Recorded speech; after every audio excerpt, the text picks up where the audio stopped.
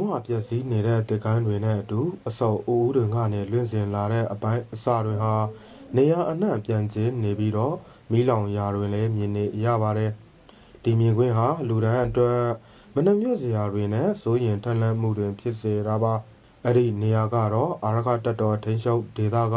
မြောက်ဦးပြည်သူစေယုံမြင်ကွင်းပဲဖြစ်ပါတယ်။အဲ့ဒီစေယုံမှာရခိုင်ဒေသအနှံ့ကလူမျိုးဘာသာမရွေးစေကူတာမှုလာရောက်ခံယူနေတဲ့လူဦးရေ100ကျော်ဟာစေဝါမရပဲဘုံစံကြေးစရာကိုခံလိုက်ရတာလေးဖြစ်ပါတယ်။ဟုတ်ကဲ့ခင်ဗျအခုမြင်နေရတာကတော့စစ်ကောင်စီရဲ့ဘုံကျစ်တိုက်ခိုက်မှုကြောင့်ထိခိုက်ပျက်စီးခဲ့တဲ့မြောက်ဦးမြို့ခရိုင်စေယုံဖြစ်ပါတယ်။ဆိုတော့ဒီဖြစ်စဉ်မှာဘာတွင်ဘလို့ဖြစ်ပျက်ခဲ့တယ်လဲထိခိုက်ပျက်စီးမှုအခြေအနေတုန်းကရောဘလို့ရှိနေတယ်လဲတေဆုံးတရားရခဲ့တဲ့မိသားစုဝင်တွေကရောဘလို့မျိုးပူဆွဲခံစားနေကြရတယ်လဲဒါတွေနဲ့ပတ်သက်ပြီးတော့ကျွန်တော်တို့ဒီ MG ကဆက်လက်ရက်ကူးသွားမှာဖြစ်ပါတယ်။ဒီဇင်ဘာ10ရက်ည7:00နာရီကျော်နဲ့9နာရီအချိန်ကမှမြောက်ဦးမြို့ပြည်သူစေယုံကိုစစ်ကောင်စီကဂျက်တိုက်လေရင်နဲ့ဘုံနှလုံးကြီးချတိုက်ခိုက်ခဲ့တာကြောင့်စေယုံပင်မဆောင်ခွေးစိတ်ဆောင်နဲ့အယိုးဆောင်အပါအဝင်စေယုံတစ်ခုလုံးနီးပါးတစစီဂျင်မွပျက်စီးခဲ့ရတာပါဒီဖြစ်စဉ်မှာမြောက်ဦးကြောက်တော်ပေါက်တော်ဘုံတော်ကျွန်းစားတဲ့မြို့နယ်တွေကစေကူတာနေသူတွေလူနာဆောင်တွေနဲ့ကျမ်းမာရေးဝန်ထမ်းတွေထိခိုက်ဒေဆုံးခဲ့ရပါတယ်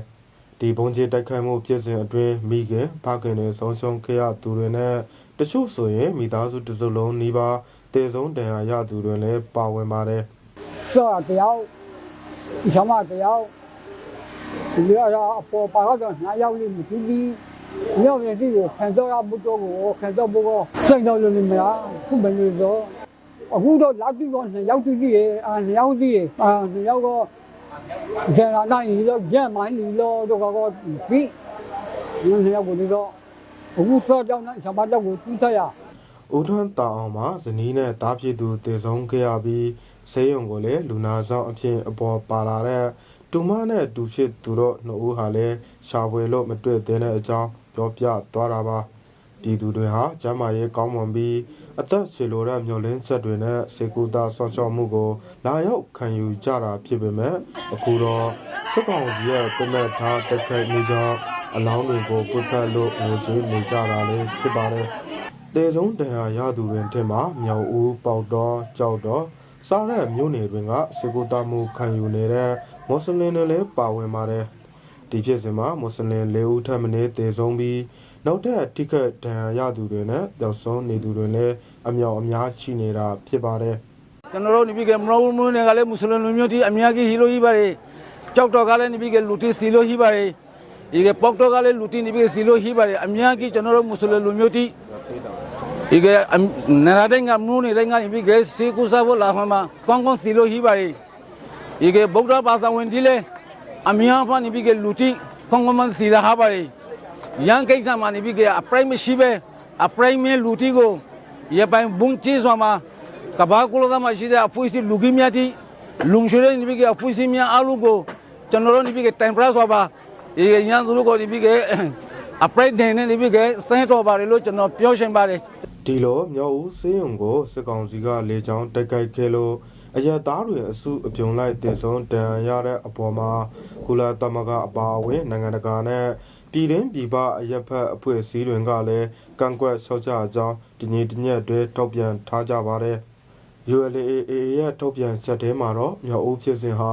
စစ်ကောင်စီကျူးလွန်တဲ့လေကြောင်းတိုက်ခိုက်မှုတွေအထက်အဆိုးအဆုံးနဲ့အပြင်းထန်ဆုံးသောစစ်ရောက်ဇဝဲမှုကြီးတစ်ခုဖြစ်ပြီးတော့အပြစ်မဲ့အရသားပြည်သူတွေအစုအပြုံလိုက်တည်ဆုံးဒဏ်ရာရမှုအများဆုံးဖြစ်စဉ်တစ်ခုလို့ဆိုပါတယ်။ဒါကြောင့်နင်နာဆုံးရှုံးခဲ့ရတဲ့အပြစ်မဲ့ပြည်သူတွေတရားမျှတမှုရရှိစေရအတွက်စစ်ကောင်စီရဲ့လုပ်ရက်ကိုနိုင်ငံတကာအနေနဲ့အရေးယူပေးကြဖို့နဲ့AAကိုယ်တိုင်ကလည်းလက်တုပြန်သွားမယ်လို့ထုတ်ပြန်ထားပါတယ်။ဒါအပြင်ကြံရည်သူမိသားစုတွေနဲ့ဆွေမျိုးသားချင်းတွေကလည်းစစ်ကောင်စီရဲ့ကျူးလွန်မှုတွေကိုထိရောက်တဲ့အရေးယူဆောင်ရွက်ပေးကြဖို့ကိုတောင်းဆိုနေကြတာပါရပိုင်မောင်အောင်လန်ကနေပြီးဘုံရှာစကုန်နေပြီးနိုင်ငံတကာကအရေးဆောင်ရသူကနေပြီးအပိုင်မတော်တော့ဖုံးရခိုင်တော့ကိုအစူးလိုက်အပုံလိုက်တဲ့စကိုရသူကိုလေကုဆေးရှင်အဝိကိစေတာကနိုင်ငံတကာကိုလေတော့မောင်အောင်လန်ဆိုင်အုပ်စုကိုလောက်လူအပုံကျဲအစူးပဲသဲဆောကို ကဘာကလေးစီစီရှောင်းရဲ့အရေးလေးယူရှောင်းပူလာသမကလေးတော့ နိုင်ငံတကာလူသားချင်းစာနာထောက်ထားမှုဆိုင်ရာဥပဒေ IHL ပြဋ္ဌာန်းချက်အရကျန်းမာရေးနဲ့ဆေးဘက်ဆိုင်ရာအဆောက်အအုံစာတင်ကြောင်းစားတဲ့အရက်ဘက်အဆောက်အအုံတွေကိုစီရေးအရာအသုံးချတာတိုက်ခိုက်တာတွေမပြုလုပ်ကြဖို့တားမြစ်ထားပြီးကျူးလွန်သူတွေကိုဆရာဇဝတ်မှုနဲ့အရေးယူနိုင်တယ်လို့ဖော်ပြထားပါတယ်။ဒါပေမဲ့လည်းဈေးရုံဈေးကန်းစာတင်ကြောင်းနဲ့ဘာသာရေးအဆောက်အအုံတွေအပါအဝင်အယက်သားနေထိုင်ရာကျေးရွာတွေကိုပါပြမတ်ထားတိုက်ခိုက်နေတဲ့စစ်ကောင်စီရဲ့ကျူးလွန်မှုတွေကိုရခိုင်ဒေသအနှံ့မှာရင်ဆိုင်နေကြရတာပါဒီဇင်ဘာ10ရက်နေ့ဟာအပြည်ပြည်ဆိုင်ရာလူအခွင့်အရေးနေ့ဖြစ်ပေမဲ့အဲ့ဒီနေ့မှာတွင်အစုအပြုံလိုက်တပ်ဖြတ်ခဲ့တဲ့လူအခွင့်အရေးချိုးဖောက်မှုကိုစစ်ကောင်စီကကျူးလွန်ခဲ့တာလို့ရခိုင်လူအခွင့်အရေးလှုပ်ရှားသူတွေကဆိုပါတယ်ရခိုင်မှာမြို့သိမ်းတိုက်ပွဲစတင်ခဲ့တဲ့2023ခုနှစ်ကနေ2025ခုနှစ်စက်တင်ဘာလအထိစစ်ကောင်စီရဲ့လက်ချက်ကြောင့်အရက်သားတည်ဆုံးသူ69ဦးနဲ့တန်ရသူ2054ဦးရှိတယ်လို့ ULAA ရဲ့လူသားချင်းစာနာထောက်ထားရေးနဲ့ဖွံ့ဖြိုးရေးဆိုင်ရာပူးပေါင်းဆောင်ရွက်ရေးရုံး HDCO ကထုတ်ပြန်ထားပါတယ်